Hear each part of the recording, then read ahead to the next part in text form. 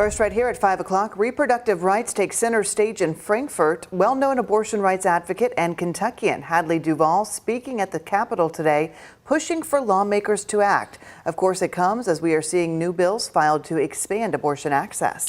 While others want to put criminal penalties on it now. And Isaiah Kim Martinez and photojournalist Emma Gefter are live in Frankfort right now. And Isaiah, you talked with lawmakers and Hadley Duvall. Does she believe exceptions to Kentucky's tough abortion ban will pass this time around? Well, Doug, the short answer is no. Hadley Duvall tells me she believes Republican leadership here in Frankfort has shown their cards as far as the lengths they're willing to go. And so far here in 2025, it appears to be a rinse and repeat of last year.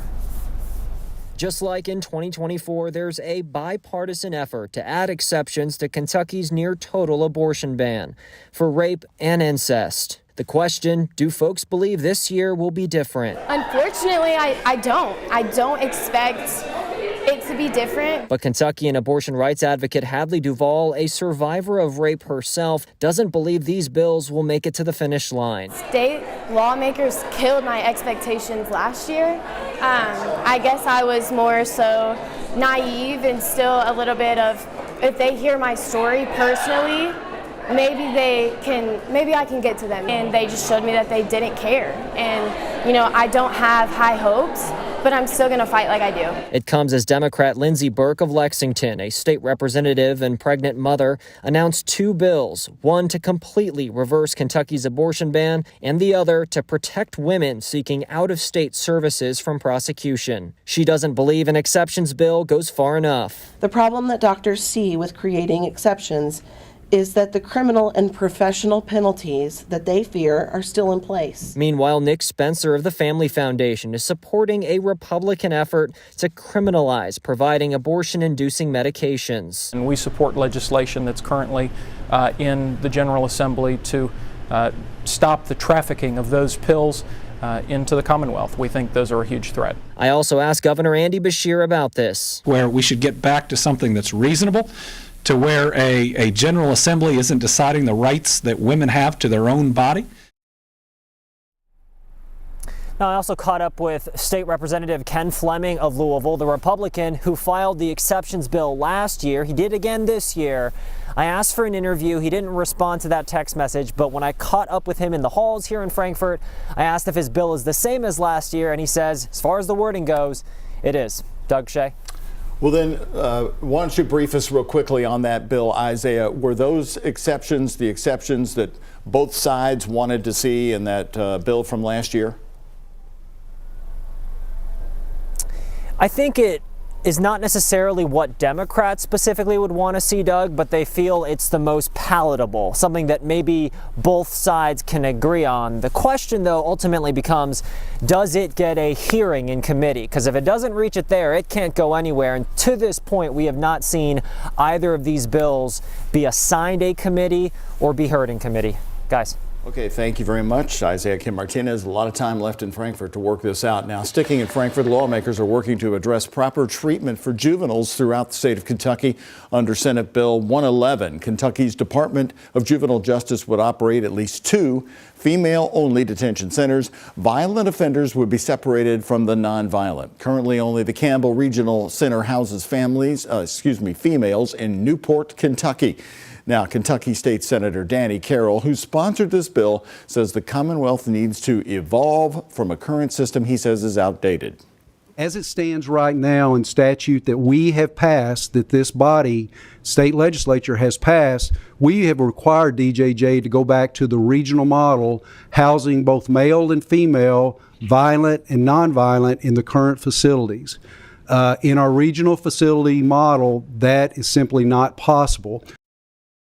If passed, Senator Carroll says it would require at least $45 million for each female in the detention center. And lawmakers will officially consider whether confiscated cars should be crushed. State Representative Beverly Chester Burton filed the legislation this week. The first violation would result in a fine. The second offense brings a fine and forfeiture of the car to the state, which would then have the authority to destroy it. Well, we've got Valentine's coming up where you're supposed to have warm hearts, folks. But I tell you today, everybody was talking about the cold. Shay, I did see some snow flurries coming out of the sky. It was thrilling for me because it says we still have some hope for wintertime around here. Did you stick your tongue out and just catch them, Doug? If I did, it would have frozen to my car. That's it was for sure. so cold out there, Ben. Yeah, and the wind made it worse. It was blustery out there. Wind chills in the 20s all day, and actual temperatures in the 20s in most spots as well. We're at least seeing some sunshine to end up our Thursday, and we'll have more sunshine for our Valentine's, but it is going to stay pretty cold over the next couple of days, and our current temperatures are all below freezing in the upper 20s mostly, and wind chills in the upper teens and low 20s. So you get the picture. You're going to need to bundle up here for this evening. You see that clearing trend from west to east, so as we clear out the sky, that'll also allow it to drop pretty low for tonight with those temperatures. So in the 20s this evening, clear sky and down to around 15 to 20 degrees overnight. So a hard freeze out there, just an ice box as we get started tomorrow morning. Tomorrow afternoon, upper 30s, lower 40s, mostly sunny. Late in the day, some high clouds in advance of the system that will give us a washout on Saturday. Clear and very cold tonight, low of 20 degrees in the city, suburbs, outlying areas in the teens, 34 degrees at noon tomorrow, and a high up to 42, a little bit below normal for this time of the year. Again, this weekend, we've got the heavy rain, the flooding potential, but we also have some more snow chances coming up in the 7-day.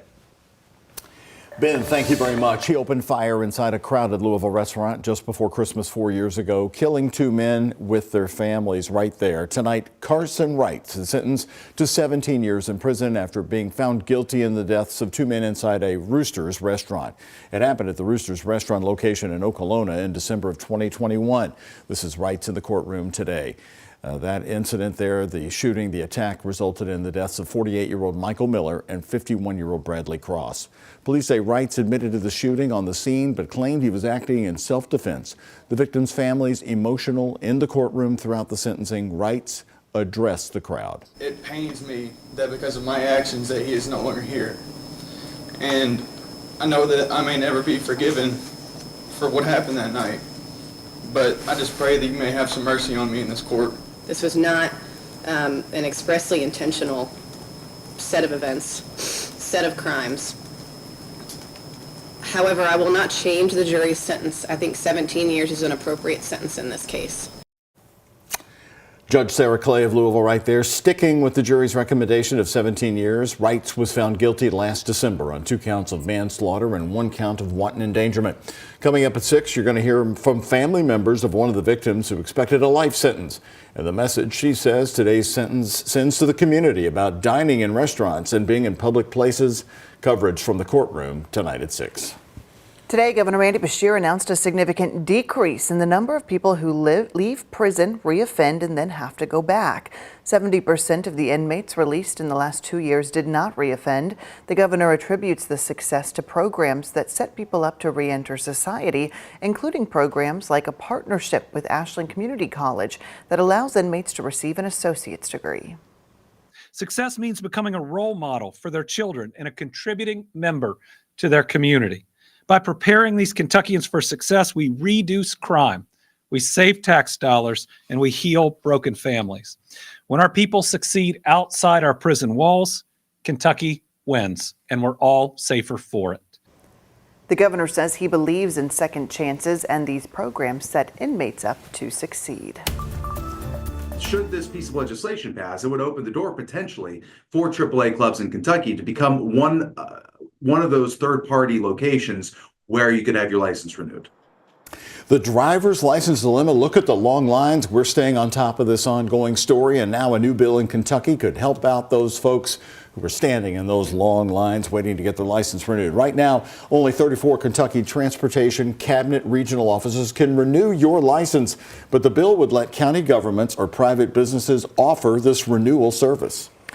It could eventually keep people out of the cold. Our Ian Hardwood explains. At the Hurstbourne Driver's License Regional Office, there's 2 lines, an unforgiving one outside and a toasty one inside. Michelle Stewart waited 3 hours total to change her last name, half of that in the cold. It was an hour and a half wait. It was pretty freezing, so I looked it up and it was 30 and it felt like 15 and it really did. Yeah, if they could disperse it to other places, I mean, that would be phenomenal. Letting county governments or private businesses renew licenses. That's what Kentucky State House Representative Kevin Jackson hopes to achieve with House Bill 161. I think most of us would be willing to pay an extra $5 to $10 to stay within our own county, to deal with people that we already know, at whether it's a AAA office, whether it's an insurance office, whatever. The Kentucky Transportation Cabinet, under the bill's proposed language, would be responsible for approving any potential third-party applicants. And here at the Bowman Field Regional Office, this is one of the shortest lines I've seen on one of the coldest days. But it still took some people almost 6 hours total to make it through. We got here this morning at 7:50. And there was 40 people in line waiting, and we didn't get in until after 10:30 because we didn't have an appointment. And you can't make an appointment because online everything is booked up. So as a solution works through Frankfort, they need to fix it. People will keep waiting in the cold. In Louisville, Ian Hardwick, WHAS 11, on your side.